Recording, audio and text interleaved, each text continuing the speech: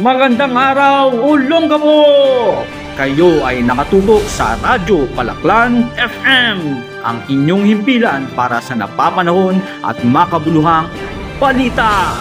Ako si Joshua Singapan at narito ang ating pangunahing balita.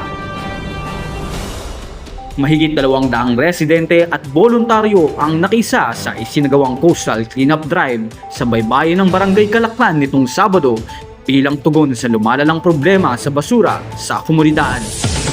Ayon sa mga opisyal ng barangay, layunin ng aktibidad na mapanatili ang kalinisan ng dalampasigan at maiwasan ang polusyon sa karagatan. Sinabi ni Barangay Kagawad Leo Ramirez na mahalagang magtulungan ng mga residente upang mapangalagaan ang kalikasan dahil direktang naapektuhan nito ang kalusugan at kabuhayan ng komunidad. Batay sa tala ng barangay, mahigit 50 sako ng halo-halong basura kabilang ang plastik, bote at iba pang debris ang nakolekta sa isinagawang paglilinis. Nakipagtulungan din ang ilang lokal na organisasyon at kabataan upang maging matagumpay ang naturang aktibidad. Hinimok naman ng mga opisyal ang publiko na maging responsable sa wastong pagtatapon ng basura at makiisa sa mga susunod pang programang pangkalikasan ng barangay.